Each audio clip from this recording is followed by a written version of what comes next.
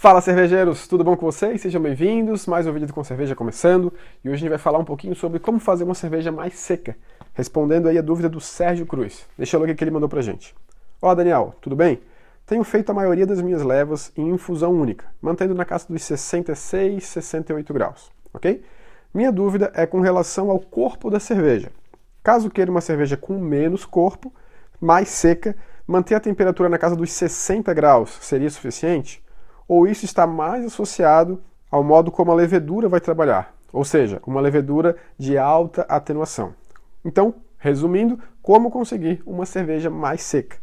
Legal, Sérgio. É o seguinte, as duas coisas são válidas, tá? Com relação à temperatura, você já vai entender que não é tão baixa assim, mas é o seguinte, claro que uma levedura que seja mais atenuativa, que atenue mais, vai secar mais e tende a deixar a sua cerveja mais seca. Só que isso depende também do perfil de mosturação, de como que você deixou os açúcares disponíveis para aquela levedura. Então as duas coisas vão trabalhar juntas, depende de como você produziu o mosto e qual levedura você vai utilizar para como que ela vai consumir aqueles açúcares, tá?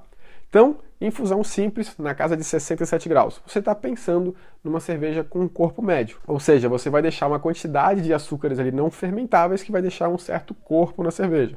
Você está falando aí de uma atenuação que vai deixar a cerveja ali na casa de 1,10, 1,14, por aí, de densidade final, de FG, que vai deixar um corpo médio, tá?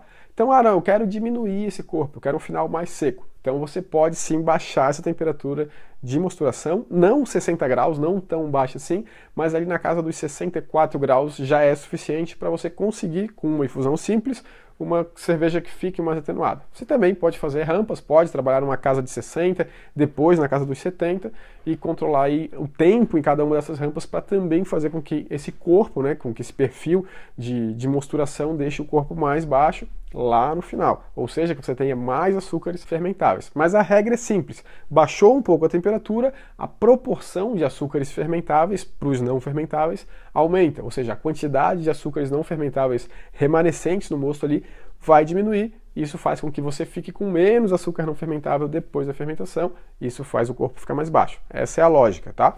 Então, mexendo aí na temperatura, pode continuar com a infusão simples, só baixar um pouquinho essa temperatura, em vez de 67 passar para 64, 65, 64 já é ok, e você já vai conseguir esse resultado.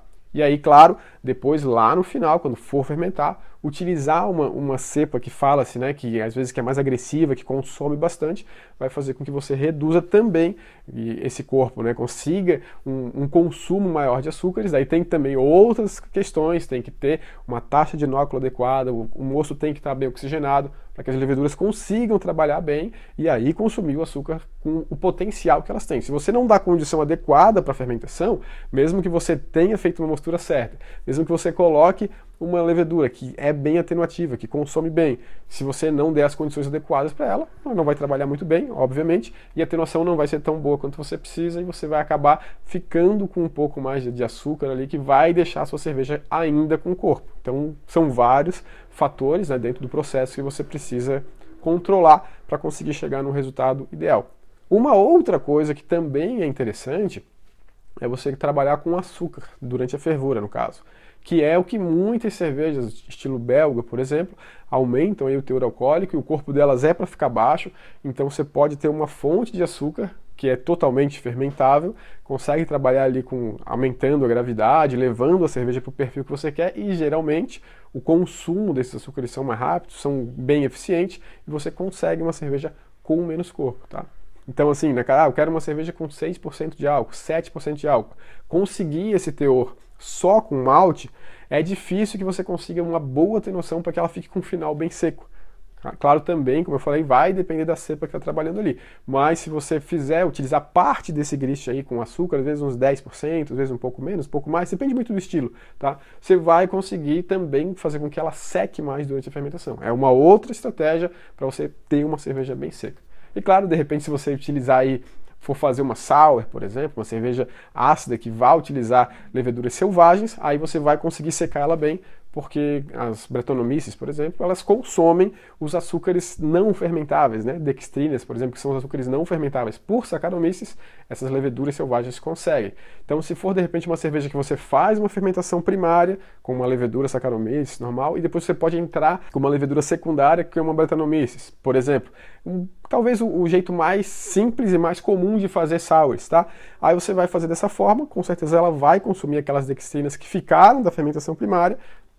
Vai ter que esperar um pouco aí, tá? A gente tá falando de 3, 4 meses, 6 meses, 1 ano, tá? Para ela terminar o perfil. É uma levedura que consome os produtos mais complexos, mas ela também demora para fazer isso. Mas você vai, ao final do processo, dependendo da receita que você está fazendo, ter uma cerveja também com final mais seco, tá? Mas, em resumo, a questão é essa: diminuir a temperatura de mosturação e ter uma levedura que faça esse perfil, que ela seja bem atenuativa, que ela consiga baixar bem, tá? E, claro, condição adequada de fermentação, isso não precisa nem falar, sempre a gente tem que fazer, deixar o ambiente totalmente propício para as leveduras fazerem o trabalho delas, ok?